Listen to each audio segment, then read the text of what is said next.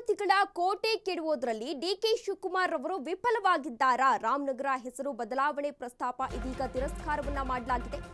ದಳಪತಿಗಳ ಕೋಟೆಯನ್ನ ಕೆಡವೋದ್ರಲ್ಲಿ DK Shivakumar ಅವರು ವಿಫಲವಾಗಿದ್ದಾರಾ? ರಾಮನಗರ ಹೆಸರು ಬದಲಾವಣೆ ಪ್ರಸ್ತಾಪ ಇದೀಗ ತಿರಸ್ಕಾರವಾಗಿದೆ. ಪ್ರಸ್ತಾವದಲ್ಲಿ ಕೇಂದ್ರಕ್ಕೆ ಮತ್ತೆ ಪತ್ರ ಬರೆಯಲು ಇದೀಗ ಸರ್ಕಾರ ಪ್ಲಾನ್ ಅನ್ನ ಮಾಡಿಕೊಳ್ಳಲಾಗ್ತಾ ಇದೆ. ಕೇಂದ್ರಕ್ಕೆ ಸೆಡ್ಡು ಹೊಡೆಯಲು ಕಾಂಗ್ರೆಸ್ ಸರ್ಕಾರ ಈಗಾಗಲೇ ಮುಂದಾಗಿದೆ ಎನ್ನುವ ಮಾಹಿತಿ ಕೂಡ ಸಿಗ್ತಾ ಇದೆ. ಕ್ಯಾಬಿನೆಟ್ನಲ್ಲಿ ಮತ್ತೆ ತೀರ್ಮಾನಿಸಿ ಕೇಂದ್ರಕ್ಕೆ ಪತ್ರವನ್ನ ಬರೆಯಲಿದ್ದಾರೆ ಎನ್ನುವ ಮಾಹಿತಿ ಸಿಗ್ತಾ ಇದೆ.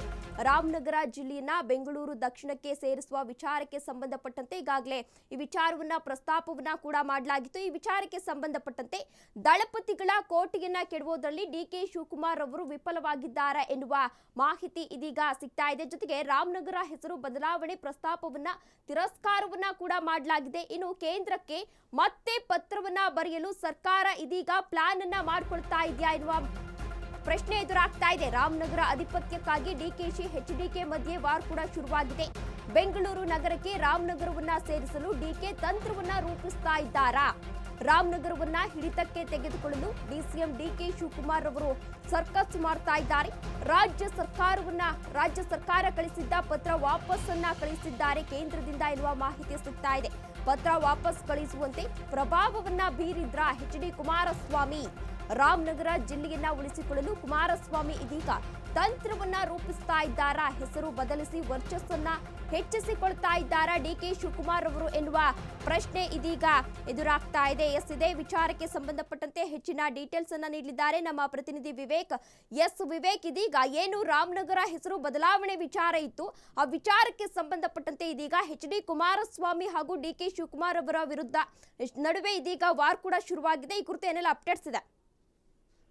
ತೇಜಸ್ವಿನಿ, ಪ್ರಮುಖವಾಗಿ ನೋಡ್ತಾ ಹೋದ್ರೆ ರಾಮನಗರ ಜಿಲ್ಲೆ ಅಂತಿದ್ದಂಗೆ ಎಲ್ಲೋ ಒಂದ್ ಕಡೆ ದಳಪತಿ ಅವರ ಭದ್ರಕೋಟೆ ಅಂತಾನೆ ಕೇಳಿ ಬರ್ತಾ ಇದೆ. ಎಲ್ಲೋ ಒಂದ್ ಕಡೆ ಈಗ ಡಿಕೆ ಶಿವಕುಮಾರ್ ಅವರು ಕೂಡ ಒಂದು ದೊಡ್ಡ ಮಟ್ಟದಲ್ಲಿ ಪಟ್ಟು ಕೂಡ ಹಿಡಿದಿದ್ದಾರೆ. ಅಂದ್ರೆ ಕನಕಪುರ ಕೂಡ ಅವರ ಭಾಗ ಆಗಿರೋದ್ರಿಂದ ಅಲ್ಲಿ ಮತ್ತೆ ರಾಮನಗರದಲ್ಲಿ ನನ್ನ ಹಿಡಿತ ಪಡ್ಕೋಬೇಕು ಅನ್ನೋ ಒಂದು ನಿಟ್ಟಿನಲ್ಲಿ ಅವರು ಕೂಡ ಅಷ್ಟೇ.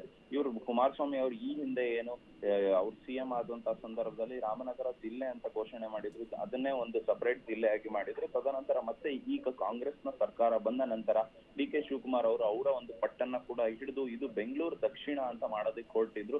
ಬೆಂಗಳೂರು ದಕ್ಷಿಣ ಅಂತ ಈಗಾಗಲೇ ಕ್ಯಾಬಿನೆಟ್ ನಲ್ಲಿ ಕೂಡ ಡಿಸಿಷನ್ ಆಗಿ ಅದರ ಬ್ರೀಫಿಂಗ್ ನಲ್ಲಿ ಕೂಡ ಎಚ್ ಕೆ ಪಾಟೀಲ್ ಅವರು ಹೇಳಿದ್ರು, ಇದು ಬೆಂಗಳೂರು ದಕ್ಷಿಣ ಅಂತ ಮಾಡಿದ್ರೆ ಜನರಿಗೂ ಕೂಡ ಅನುಕೂಲ ಆಗುತ್ತೆ. ರಾಮನಗರ ಜಿಲ್ಲೆನ ಬೆಂಗಳೂರು ಮಾಡಿದ್ರೆ ಬೆಂಗಳೂರು ಕೂಡ ದೊಡ್ಡ ಮಟ್ಟದಲ್ಲಿ ಬೆಳೆದಂತೆ ಆಗುತ್ತೆ, ಅದು ಕೂಡ ಒಂದು ದೊಡ್ಡ ಪ್ಲಸ್ ಆಗುತ್ತೆ ಅನ್ನೋ ಒಂದು ನಿಟ್ಟಿನಲ್ಲಿ ಅವರು ಡಿಫೆಂಡ್ ಕೂಡ ಮಾಡ್ಕೊಂಡಿದ್ರು. ತದನಂತರ ಏನ್ ನಾರ್ಮಲ್ ಪ್ರೋಸೆಸ್ ಇರುತ್ತೆ ಅದೇ ರೀತಿ ಕೇಂದ್ರಕ್ಕೆ ಕೂಡ ಒಂದು ಪತ್ರವನ್ನ ಕಳಿಸ್ಬೇಕಾಗಿರುತ್ತೆ. ಅವರು ಒಂದು ಮನವಿಗೆ ಸಹಿ ಕೂಡ ಹಾಕಿ ಅವರು ಕೂಡ ಒಪ್ಪಿಗೆಯನ್ನ ಕೊಡ್ಬೇಕಾಗಿರುತ್ತೆ. ಯಾವುದೇ ಒಂದು ಡಿಸಿಷನ್ ಇಲ್ಲಿ ಕ್ಯಾಬಿನೆಟ್ ನಲ್ಲಿ ಅಂದ್ರೆ ಈಗ ಡಿಸ್ಟ್ರಿಕ್ಟ್ ಅದೆಲ್ಲ ಮಾಡ್ತಾ ಹೋದಂತ ಸಂದರ್ಭದಲ್ಲಿ ಅದೆಲ್ಲವೂ ಕೇಂದ್ರಕ್ಕೆ ಬರೋದ್ರಿಂದ ಅಲ್ಲಿ ಕೇಂದ್ರಕ್ಕೆ ಈ ಬಾರಿ ಏನ್ ಪತ್ರವನ್ನ ಕಳಿಸಿರ್ತಾರೆ ಅಲ್ಲಿ ಪತ್ರವನ್ನ ಮತ್ತೆ ವಾಪಸ್ ಕಳಿಸಿರ್ತಾರೆ. ಕೇಂದ್ರದಿಂದ ಯಾವುದೇ ಒಂದು ರೆಸ್ಪಾನ್ಸ್ ಕೊಡ್ತಾರೆ.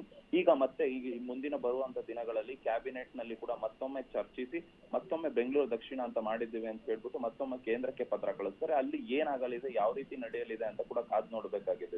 ಈಗಾಗಲೇ ಏನು ಎಚ್ ಡಿ ಕುಮಾರಸ್ವಾಮಿ ಅವರು ಕೇಂದ್ರ ಸಚಿವರಾಗಿರೋದ್ರಿಂದ ಎಲ್ಲ ಒಂದ್ ಕಡೆ ಆ ಪತ್ರವನ್ನ ತಡೆ ಹಿಡಿದ್ರ ಅಂದ್ರೆ ಇಲ್ಲಿ ಎಚ್ ಡಿ ಕುಮಾರಸ್ವಾಮಿ ಅವರ ಮೇಲುಗೈ ಆಯ್ತಾ ರಾಮನಗರ ಜಿಲ್ಲೆ ಆಗಿ ಉಳಿಸ್ಕೊಳ್ಳೋದಕ್ಕೆ ಅಂತ ಕೂಡ ನಾವು ನೋಡ್ತಾ ಹೋಗ್ಬೋದು. ಓಕೆ ಧನ್ಯವಾದ ವಿವೇಕ್ ತಮ್ಮೆಲ್ಲ ಡೀಟೇಲ್ಸ್ಗಾಗಿ.